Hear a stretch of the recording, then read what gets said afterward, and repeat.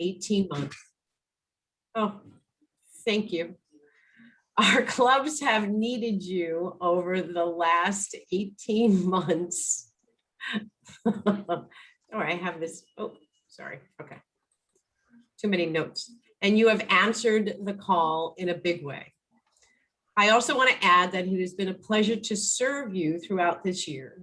This is my last year as Rotary Coordinator.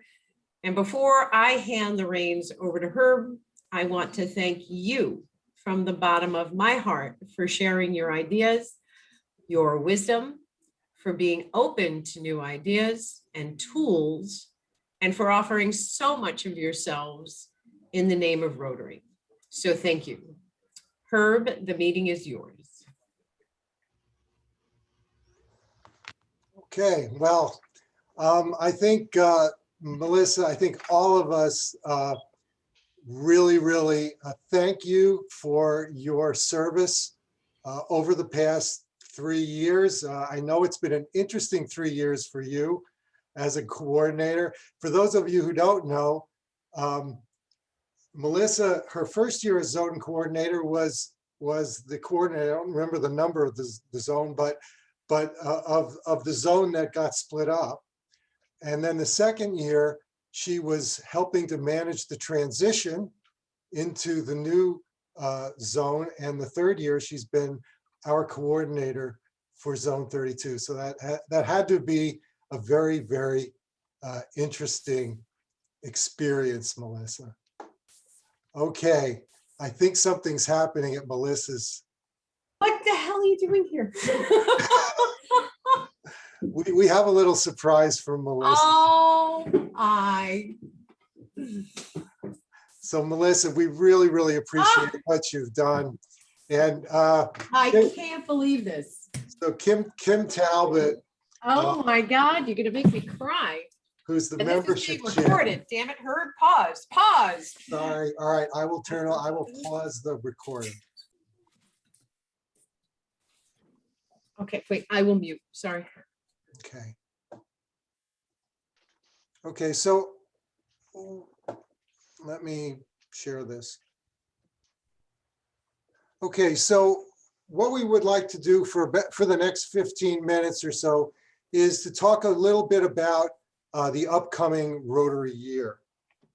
And there's 3 topics that we want to cover.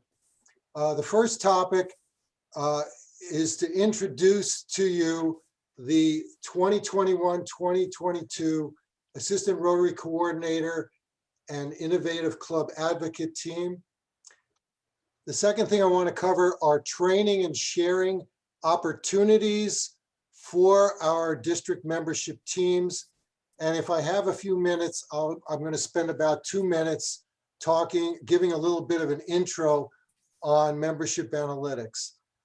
But what I want to assure you is I'm going to go through a whole lot of stuff in the next 10 minutes, but you're going to get emails on all these topics over the next couple of weeks. So this is more intended as an intro, and we'll send some more information out to you over the next over the next couple of weeks. But first things first, most importantly, we'd like to introduce to you our 2021-22 team. Now, we've organized our teams as partnerships. So each region will have an assistant Rotary coordinator and an innovative club advocate. So we've got someone who's going to be primarily focused on helping you with growing Rotary with your existing clubs and with your new clubs. And well, we've organized it so that there's six regions, 6 partnerships, and they're organized pretty much by pets. So the first group is upstate New York, and our assistant Rotary coordinator is again Scott McDonald. And we're not saying goodbye to Melissa. Melissa has many roles. She's not just going to be an assistant public image coordinator. She's also going to be an innovative club advocate for upstate New York. So Scott, if you want to say hello. Hi, everyone. Okay, thanks. All right, and so then the second region is, I call this one Metro New York City, Long Island, and the Hudson Valley. And we have an incoming Assistant Rotary Coordinator, that's going to be Cindy Kish. And then we have Cecily Smith, who has a dual role of ICA and ARC, and she has had that for a year now. But I think she's going to be really focused on helping start new clubs. So Cindy and Cecily, could both of you say hello? Hello, we're both, Cindy and I have already started talking about next year, and we're really excited to be working with our 3 districts, and we'll definitely be in touch. But we're looking forward to work with everybody. Well said. Hello. Okay. So then our third region is North Central Jersey and Northeast Pennsylvania. And our Assistant Rotary Coordinator is going to be Ray Freeney. And our Innovative Club Advocate is going to be Nikki Medeiros. Ray couldn't join us tonight due to personal reasons, but Nikki's here. And if you want to say hello again, Nikki. Hello, everyone. Thank you so much for welcoming me to your team. I'm looking forward to working with Ray because Ray and I go back a very long time. So it's excited to be with all of you. And Melissa, I'm so excited you're part of my team too for our picks. So we're moving forward. Okay, thank you. Our fourth team is East Central Pennsylvania and Southern and Coastal New Jersey. It's basically the Mid-Atlantic Pets. And John Anthony is our incoming Assistant Rotary Coordinator, and I will be partnering with him as the Innovative Club Advocate. John, are you on? I don't think he was able to make it tonight. For Northern New England and the Boston area, again, Karen Gaffney will continue as the Assistant Rotary Coordinator, and Marty Hellman will be her partner as the Innovative Club Advocate. And Karen and Marty, if you'd like to say hello. It's the dynamic duo. Hi, everybody. It's nice to see you, and I'm looking forward to working with everybody in the coming year. Grow Rotary. Okay, thank you. And Southern New England, finally, last but not least, Kate Sims is returning as our Assistant Rotary Coordinator, and we have a brand new Rotary Assistant Innovative Club Advocate, Diana Nestorova, who is currently the District Governor in District 7910. So Kate and Diana. Hello, everyone. I'm thrilled to be back, and I'm even more thrilled to be in partnership with Diana. I'm thrilled to see that. Diana, are you on? It's so good to work with you, Kate, and I'm really excited to do that. As you heard her, I'm a rookie, so I will need all the help and support that I can get. Thank you. Diana, I'm going to let you in on a secret. You're not the only rookie. So we'll see. Okay. Wow. All right. So the couple topics I want to cover for the district membership chairs. I'm going to go through these relatively quickly. The first one is about online district membership chair training. In the past, we've done a retreat a few years. Last year, we did Zoom training with the district membership chairs. This year, it's going to be administered by Rotary International, and it's going to be online through the Learning Center. So basically what's going to happen is an email is going to be sent to each district membership chair from Rotary International before July 1st with detailed instructions on what to do, okay? And what I would encourage you to do is, I mean, obviously it's only going to go to the district membership chairs, but I would encourage you to share this with your whole district membership team. And what you need to do as district membership chair is to complete the District Membership Committee Intermediate Learning Plan, which is going to be 5 online courses. And what I was told was you need to sign up for this through that District Membership Committee Learning Plan. if you just take the 5 courses individually, it's not going to register, so that you wouldn't get part 3 on here, which is the incentive. Once completed, your district will be eligible for $500 for a membership growth activity from Rotary International. And basically the way it's going to work is you'll do the activity and you'll get reimbursed, and they'll give you the information on that. Now, in the past, that budget was used for training.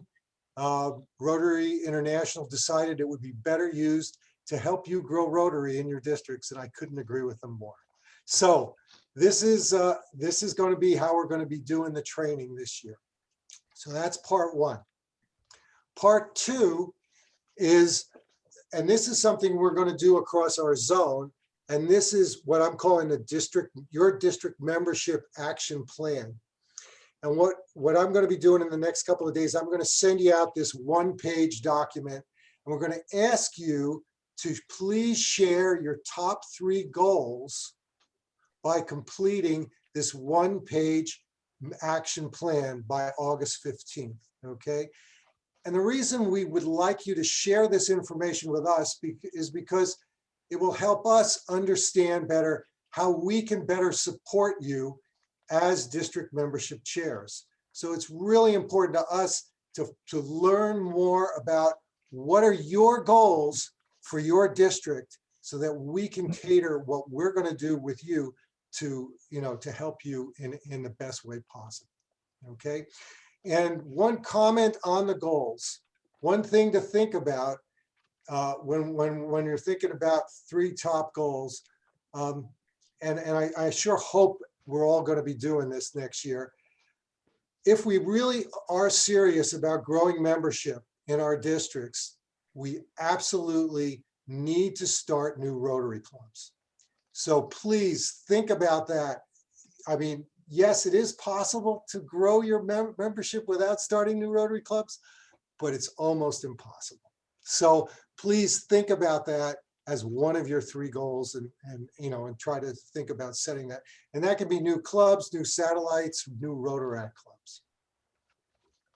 Number 3 is about regional district membership sharing. Now, what we've done here is, and this is already happening in, I think, 3 out of the 6 regions right now. But what we want to try to do is set this up so it's happening in all 6 of our regions. And basically, your zone ARC ICA team is going to be setting up regular regional team meetings with you and whoever you decide to invite to have discussions. And the main purpose of these meetings is to share membership growth ideas and challenges across your districts.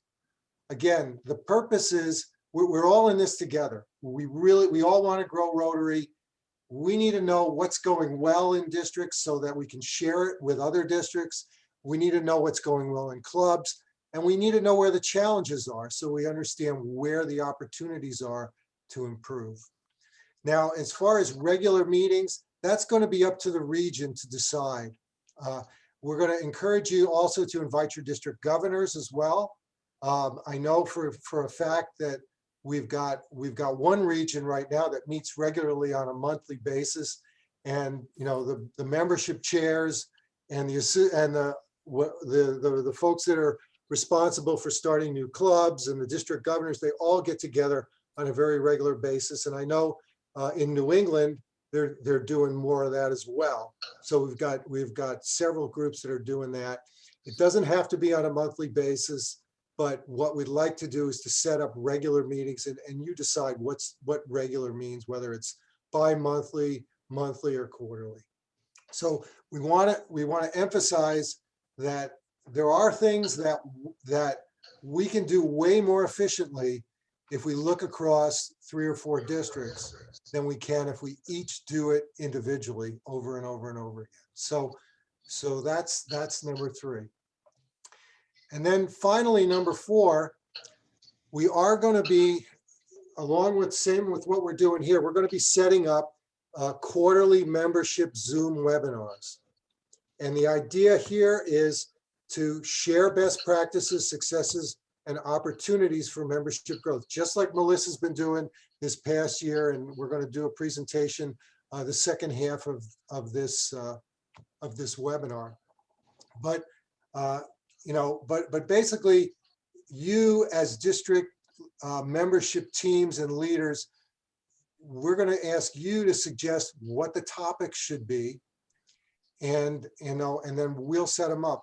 And I am certainly open, and we're open to having more than one topic on a given webinar. All right, if that makes sense. Where we have breakout rooms, for example, and we have different events going on at the same time with different topics. So we want to continue that. That's going to be on the second Tuesday at 7 p.m. And I put down the dates here. And again, don't worry, I will send out an email with this information at some point in the near future. So we're trying to set them up quarterly. I did skip December because it was a holiday. So I put down September, January, March, and June. So before I talk about analytics, are there any questions about any of those 4 topics that I just went through?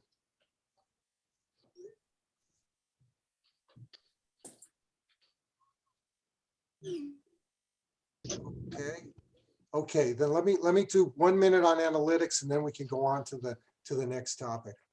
I want to just kind of introduce this topic tonight. We're going to be sending out more information on this in bite-sized chunks, but there's 4 topics I want to just highlight real quickly here. The first one is, I think we've come up with a way where we can do pretty accurate district membership growth forecasts. So in other words, in October, November, we can come pretty close to predicting what's going to happen in your district with respect to membership by the end of the Rotary year, taking into account your history and how things have happened. So more to come on that. We can't really predict anything until probably October, November, but what we want to do is we want to give you that information up front so that you understand where your district really stands. And I've talked to a number of you about this over the past year. Second thing is, we did this club membership growth index last year. We will update it after we get the official numbers from Rotary International in early August, and we'll provide each district with information about every single club in their district. And you should expect to get something on that either late August, early September. The third topic is where we need your help. And that's the new club pipeline. What we want to do there is we want to create an understanding across our zone about what's happening with new clubs in our districts. And when I say new clubs, I mean new clubs, new satellites, new Rotaract clubs. But of course, we need your help to do that. And so your ICAs and ARCs will be asking those questions during the year, trying to understand what's happening with new clubs in your districts so that we get a better picture. And hopefully the goal is so that we can provide more assistance where there is an opportunity. And then finally, if you are interested in this, the analytics team can do a geographic demographic analysis of new club growth opportunities. There is a tool that was developed by Rotary International, and we can work with you together on that, and maybe it will reveal some opportunities for new club growth. But again, that's something, if you're interested, you can reach out to your assistant coordinators or your ICAs, and we can do that for you. So that's it. That's what I wanted to cover, at least in terms of an introduction for next year. Are there any questions? Are there any comments from our ARCs or ICAs? Herb? Yep. Hi, Marty. Hi, how are you? Good. Good. I had a question about the predictive analysis as to an October prediction of what our growth would be in the membership. And only because having gone through about 18 months of COVID-related turmoil, I'm not sure there's any current history. If you go back 3 years, you're looking at an entirely different picture than you're looking at now in my district. And also, just to give you an idea, we had started with 44 clubs and predicted we'd start a new club and maybe 2 satellites when we filled out our Melissa's goals report. We ended up starting 2 new clubs, one in November, one in December, and another 2 are coming on this week. Yep, that's fantastic. And we started a satellite club. There's another 2 satellite clubs that are coming on possibly this week as well, or within this Rotary year. So I never would have predicted that. It really is related to the character of a champion that we have in our district in organizing new clubs. Right. And And she's that's- gone to the head of the class in terms of how we're looking at restructuring our district membership committee starting in July. I'll be phasing out because I'm DGE in July, so I'll be phasing out to December, but bringing on 4 new people, Right. one of whom is a new club advocate. That's incredible, Marty. So congratulations to your district, and you know, we're all rooting for you, and I suspect you've got about 20 other districts on this call that want to talk to you now and find out what might be a way to make that More than happen. But let me answer your question as best I can. So and I'm going to do it real short, but basically what's going to happen is we're going to look at your history and we're going to understand what's happening in your history. And then we're going to look at what I just described, that new club pipeline, in terms of what's going to happen going forward, or what you think is going to happen. And we're going to make our best guess as to where you might be. And again, you can use it if you think it's valuable. If you don't think it's valuable, that's fine. Okay, but it's a relatively easy thing to combine those 2 pieces of information and come up with an approximation. What I am seeing so far is that virtually, you know, with a few exceptions like your district, what I'm seeing is the predictor's pretty good. It's pretty close. So, but again, we got to take into account the new clubs, because the new clubs are what are where a lot of your growth is going to come from. If I may, Marty, I don't think Herb is going to complain if his predictor is wrong because there's more growth in your district. I think he'll take his knocks and handle it like a man. So don't worry about it. Prove him wrong. We love Herb. He's the best. So yeah, no, we're doing our best with this. And again, the main reason why we want to do this is because we know in June, all districts lose a lot of members, and we can take that into account. And right now, the way Rotary gives you the data, they don't take it into account. They don't show what typically is going to happen. I could tell you something though, when you start a new club and it's successful in its infancy, it creates an energy in the district leadership that is like a flame being lit in a dark room, and it really spreads. And all of a sudden we start looking in all the corners of the room for other ideas about new clubs. Heck, we're starting a Cantonese language speaking satellite club of the Chinatown Rotary Club. It's great. You have 9 people as of today. It's fantastic, Marty. We're gonna. Now, who would have thought? The infection. Yeah, I mean, yeah, it's going to grow. We're gonna see more and more districts doing that coming up. So okay. I don't want to continue too long on this unless are there any other questions? Okay, so the second half of this this hour, and I apologize. Some of you may have seen this. If you're from Northern New England, we did this talk a couple of weeks ago.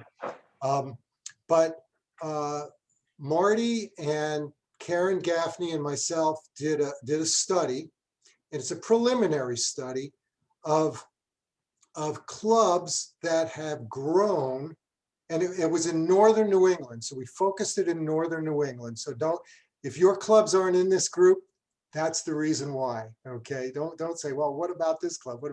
We did a very limited study in Northern New England of clubs that had grown during the pandemic and why. And we want to share that with you today. But I also want to say, we're going to expand the study. We're going to expand the study across at least our zone, and Doug Logan's on here today. I suspect we might want to do it across zone 28 as well. But what we wanted to do today is to share with you that study. So Marty, I'm going to ask you to take it away. I'll share the screen here.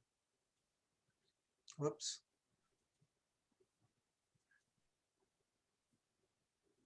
Where'd it go?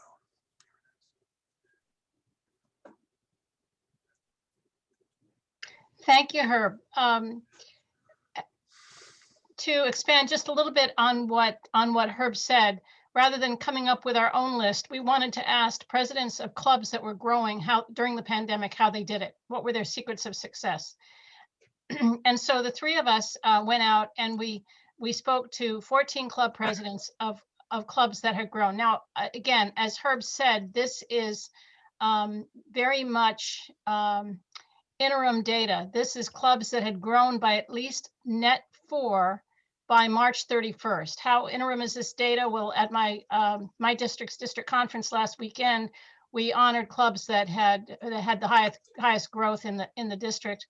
And one of the clubs that I interviewed had fallen off the list of highest net growth. So this is only 9-month data as reported by the clubs. And as Herb said, we intend to follow through when we have full year's data. So this is all very preliminary. Also, we chose net 4. Obviously, if you're a club of 12 people, that's a lot different than if you're a club of 80 people. So take this as interim and good ideas, but not as anything conclusive. One of the 14 clubs that we looked at had grown by +10 by starting a satellite club. As Herb says, if you really want a spurt of growth, start a new club, start a satellite club. The others, the 14 that we looked at, had all grown the old-fashioned way, the hard way, by asking. And so here are the results of what we learned from those 14 club presidents of clubs that had grown. We came up with these 6 key factors to membership growth. And the piece of it that was powerful to me is that even though this was during the time of COVID, there's nothing here that is particularly either surprising or couldn't have happened 5 years ago or couldn't happen 5 years from now. There were a few things that COVID had really pushed, had really promoted. But in general, it was clubs being active and being Rotary clubs. And what we're going to do now is we picked out one club that exemplifies each of these areas, and we're going to tell you the story as told by the club president of how this club grew and how it exemplifies this particular area. So the first one was strong leadership, and the Hampton Rotary Club is in my district. It's in Hampton. It's in New Hampshire, coastal New Hampshire. Strong leadership is the area, and one of the things that really came through in these 14 clubs we looked at is that there were some pretty experienced presidents. There were some second time around presidents. The president of Hampton happens to be a past AG, and there was even a president who was a PDG in the group. But that wasn't always true. There was also a very young to Rotary president. She'd been around for only a couple of years. Herb's going to tell you more about her. But again, she was a strong leader. And the presidents also had strong leadership teams and generally speaking, a good solid membership chair. And they definitely took advantage of member skills and interests.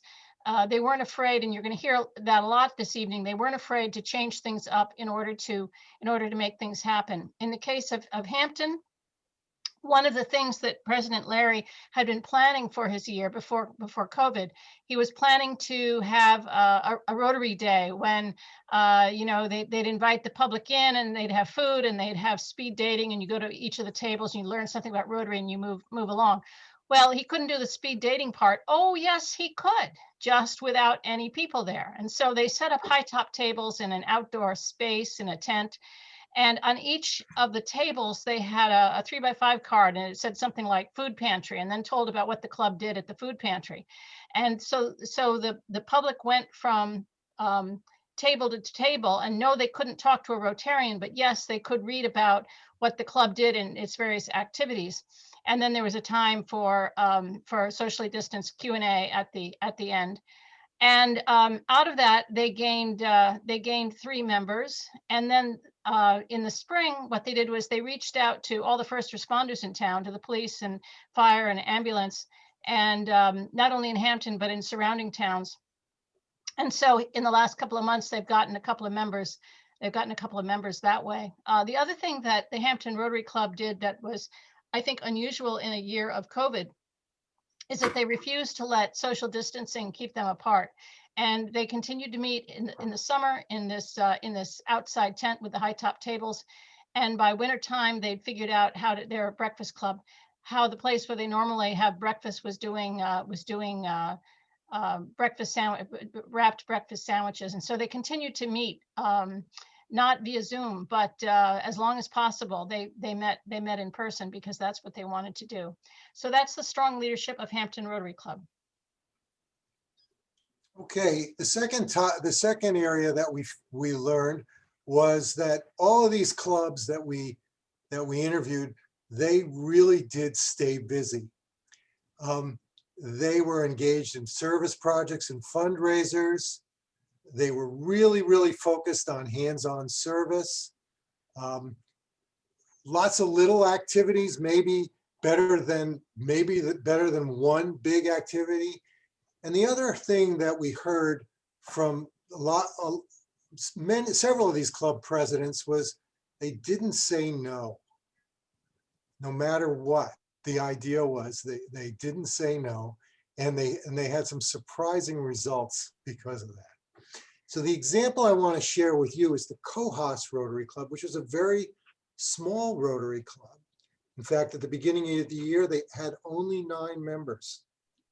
And this was the example that Marty mentioned, where the club president, Monique, is a relatively new Rotarian, but a very, very strong leader. Now, this was a club that was very close to folding. And the turning point was sending out a survey to current and prospective members, asking their preferences on meeting time, meeting place. And this was a traditional club that was very, very close to folding. Well, they are now an e-club that meets twice a month. And the club now includes mostly female members in their 30s and 40s. And they've grown from 9 to 15 members over the past year. Now, one of the things Monique said to me was, we asked about projects that club members wanted to do, and we didn't say no. We had a historical basketball tournament that took up a whole lot of their time. Well, that wasn't going to happen. So they took that out and they replaced it with many smaller projects. Examples included a voter registration event, pet food drives. They collected 1,000 pounds of pet food at one of these drives, and a toiletries drive for those in need. They have at least one project a month. They actively use Facebook and press releases to the local paper, and we're going to be talking about that in a couple of slides. And for the toiletries drive, one of the people dressed up as a tube of toothpaste and another one as a toothbrush for a video, and they just made it fun.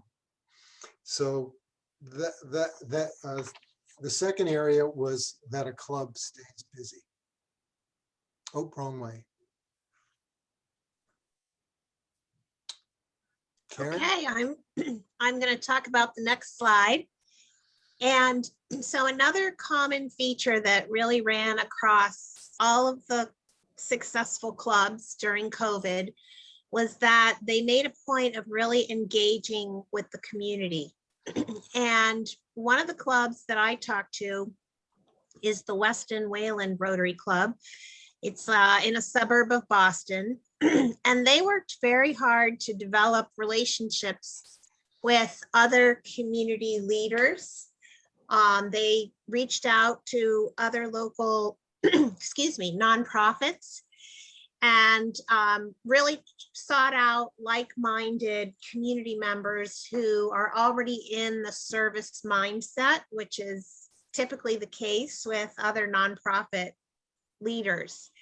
And in doing their community research about, what service could Rotary add, they decided that they wanted to do a variation on the Rotary Means Business model and offer a professional networking group through their Rotary Club. So they started a Rotary Means Business lookalike meeting weekly on Zoom. And very quickly, they started attracting non-Rotarians who were interested in business networking, and pulled them in through this weekly meeting. And then what ended up happening is they realized that they could specialize within this group and start offering sort of subcommittees to fill other needs. And one of the needs that they developed is filling employment gaps for Rotarians and non-Rotarians who were impacted during COVID by either a job loss and or maybe they were an employer looking to hire people. And so the Rotary Club decided to set up a subgroup to kind of meet that need. So the key takeaway there is that by working with other community leaders and other community members, they really identified a specific need that was very relevant during the COVID era. And so this club as of March, had added net 8 new members, very much as a result of this really excellent program that they are continuing with. And it's really brought a lot of new energy into the club and helped them become very noticeable in their community.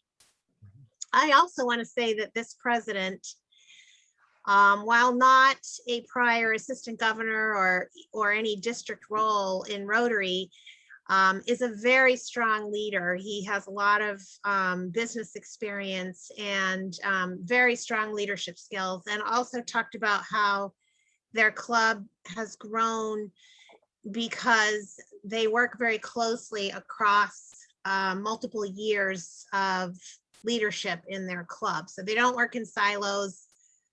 Last year's president works with the current president, works with the next year's president, and they really emphasize that continuity in their planning, and they think they benefit tremendously from that. Okay. The next area that we want to focus on is effective communication. We heard this over and over again, using social media to publicize events, and the example I want to share is the Percy Rotary Club. This is a club in Pennsylvania that I'm quite familiar with.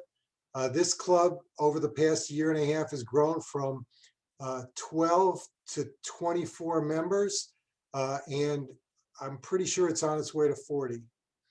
And I talked to their president, Hank, and one of the things he told me was one of the key areas of success was they got other organizations to partner with them. And a game changer was when they got involved with a Facebook page for the betterment of their community. And as Hank put it, as we shared our activities and projects, people joined us at service projects and then joined the club. As a result, we have many new talents in our club.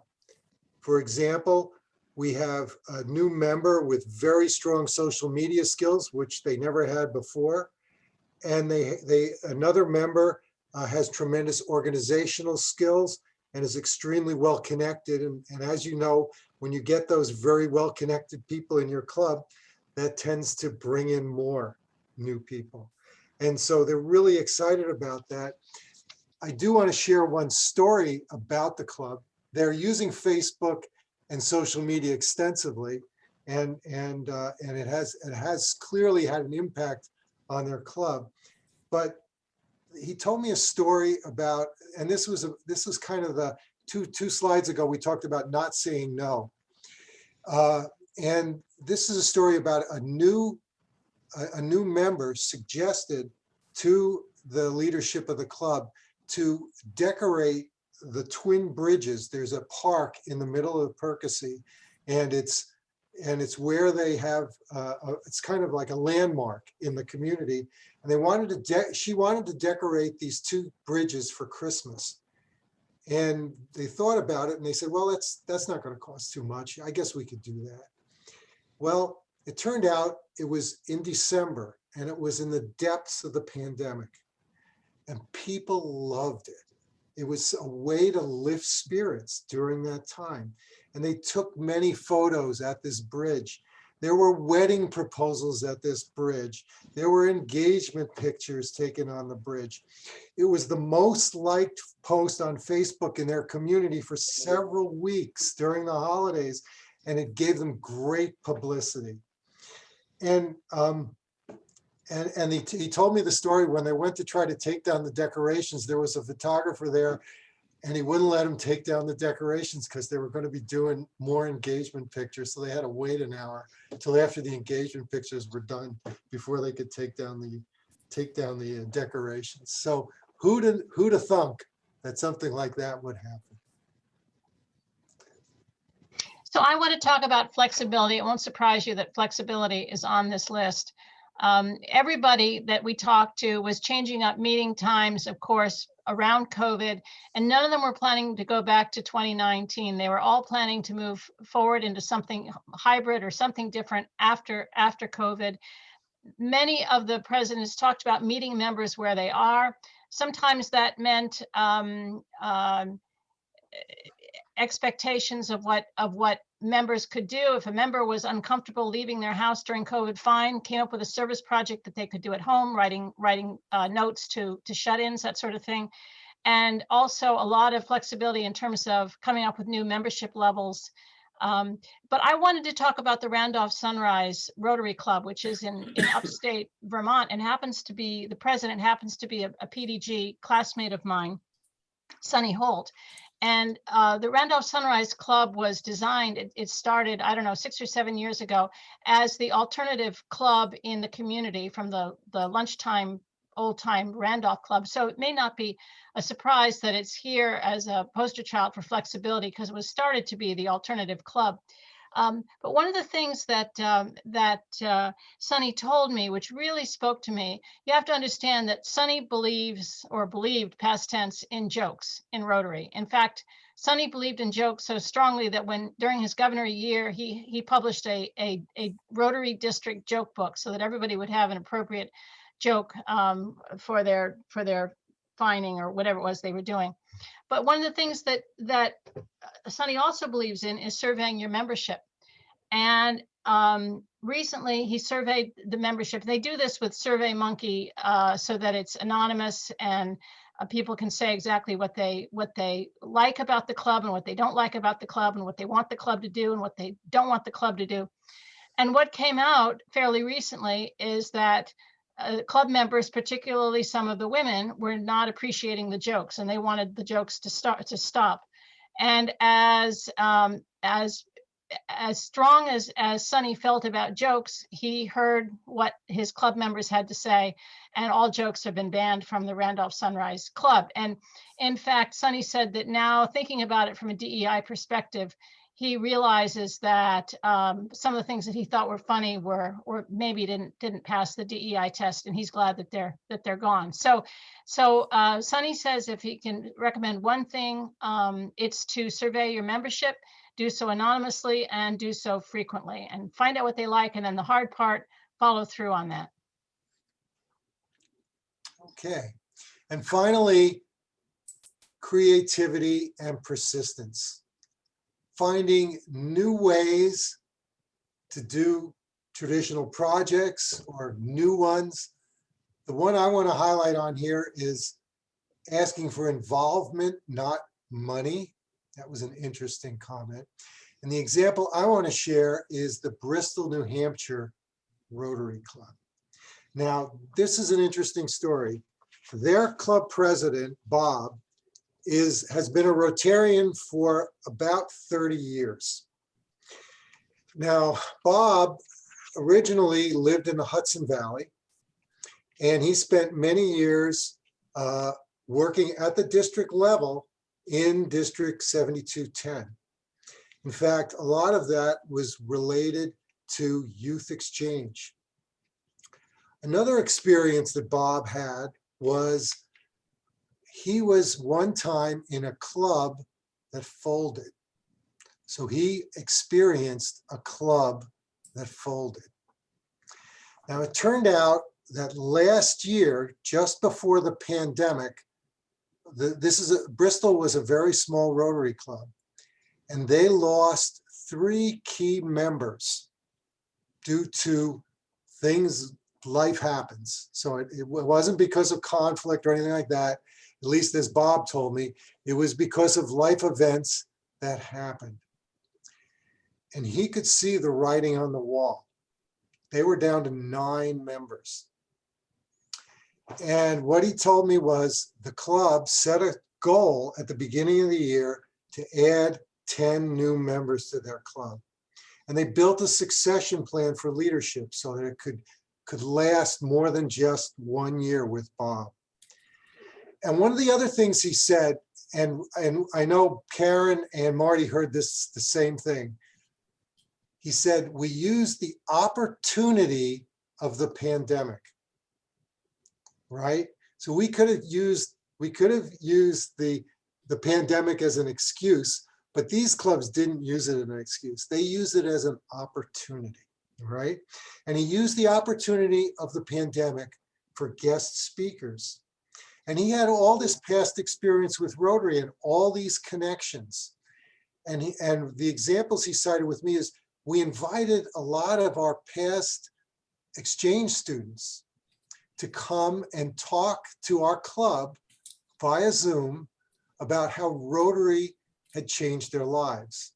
And of course, we all know about that. Everybody on this call knows about how Rotary can change your life.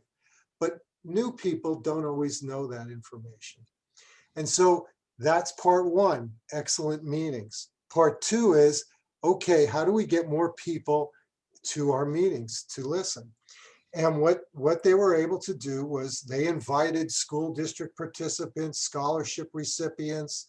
And the other thing was, well, they weren't going to do a fundraiser this year. So instead of asking businesses for sponsorships, they asked them to attend a virtual meeting. And it worked. Of course, they also did the service projects every month and those things as well. But, you know, they made sure they had excellent Zoom meetings. And, you know, as of March, they had grown from 9 to 16 members. And Bob just told me they just added 6 more. So they are now up to 22 members. So they're not in danger of folding anymore. So creativity and persistence. So finally. So I wanted to say something about hybrid meetings, because there was a lot of discussion in all of our conversations about hybrid meetings, and the term means something different for everyone else. This slide is out of date. Rather than R2D2, we should have an OWL, because the latest and greatest, as you probably heard, is to have an OWL, which is a camera on a 360 degree thing that can spin to the speaker. So whether you're on a computer screen or live, you're not a second-class citizen. If you haven't found it, check out tgig.org. And there's some technology there. Yes, it costs money. And clubs probably can't afford it individually, but it may be something that districts can support or otherwise, so that what we don't want to have is, you know, hybrid meetings where the Zoomers are feeling like they're being left out, or vice versa. So just something to think about, that we're going to have to invest in technology to do good hybrid meetings. Okay. Thank you very much. Yep. So, Melissa, would you like to share any more about hybrid meetings? So we had a presentation last night with the Empire districts, and just a couple of things that came up that I think are worth noting. One is using Zoom to live stream to Facebook and YouTube. That gives people the opportunity to be able to engage with the Zoom meeting on different platforms. And you should have, there's the person who's hosting the Zoom meeting. You have somebody who is minding the chat, somebody else who is minding the live feed on Facebook, so that people are responded to. Always, anytime people are attending a meeting, whether it be in person or on Zoom, that you make every effort to engage them. There was one tip that guy gave, and it fell out of my head. The other thing that I do want to mention is that if your district does not currently have a YouTube channel, I strongly suggest that you start one. Very easy to start, and the advantages are many. I'll give you a quick idea. So I'm going to quickly share my screen. So this is our district's YouTube channel. It goes back a little bit, 9 years, and we really only started leveraging it over the course of the past, I'd say 2 or 3. But you'll notice that, we have everything from our club, our district events to the Empire training events.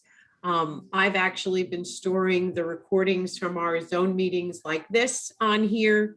There's a lot of great content, and you can take that content and you can manipulate it. So now you can embed it into your website. You can share it to a Facebook page or a LinkedIn profile or a Twitter.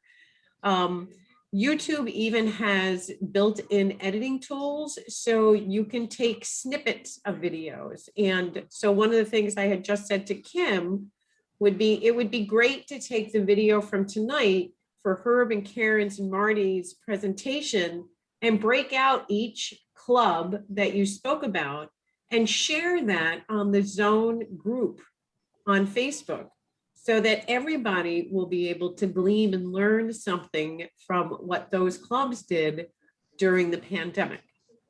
I think that, and it would be a 2-minute video or a 3-minute video, because it's just Herb talking about Bristol. That's one video.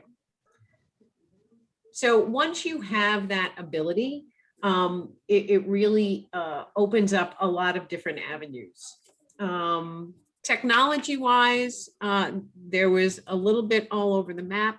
I'm just going to say the basic structure for clubs is essentially some type of a device, probably a laptop, either a television or a projecting screen, a projector, a camera, and if you could afford something like what Marty was talking about, an owl. Kim is on the Board of Education, and they use a spider. So the spider literally crawls on a conference table and stops in front of the person who's talking and, shoots the camera on them. That's a little freaky, really. I have a portal which follows me around, but it is not something that is great for a large crowd. It's really meant for more smaller group activities.